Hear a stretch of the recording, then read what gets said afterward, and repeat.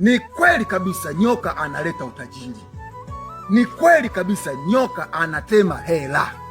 Lakini sasa ili nyoka ateme hela, sio kama hivi, yani umemchukua tu huyu unampeleka nyumbani kwako atatema hela. Hapana, nyoka ili ateme hela ni lazima umpeleke kwa mtu, yani ni lazima umshirikishe na vitu vingine. Huyu ni nyoka, watu wanachukua nyoka wanamtengeneza na mila, anakuwa anatema hela.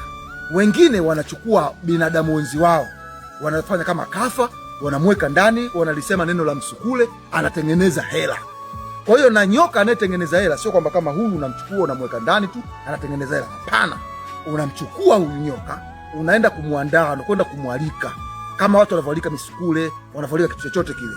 Unamwalika ndani ya siku kadhaa ambazo wewe utapewa hayo masharti. Baada ya hapo kutakuwa na masharti mengine unayafanya. Sio kwamba tu hivyo tu umemaliza, hapana. Kutakuwa na masharti mengine utapewa. Hiyo itakuwa siri yako, na mimi hapa sitokwambia kwa sababu ni siri yangu. Ila ukitaka nikwambie, nitakwambia, njoo inbox, nitakueleza.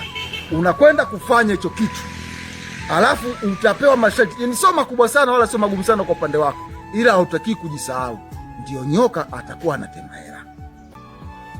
Lakini sio kwamba ukisikia nyoka anatema hela basi ukimnunua kama huyu ukienda kumweka ndani anatema hela. Kuna watu wanasema, wewe mbona hauna hela? Mbona hatemi hela?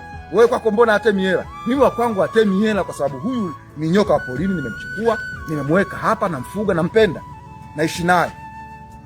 Lakini kuna mtu mwingine anamnunua huyu, sio kwa malengo kama kwangu mimi kupenda kukaa naye hivi kufanyaje. Anamnunua ili amlete hela. Sasa ili alete hela ni lazima uende kwa mtaalamu, uende kwa watu.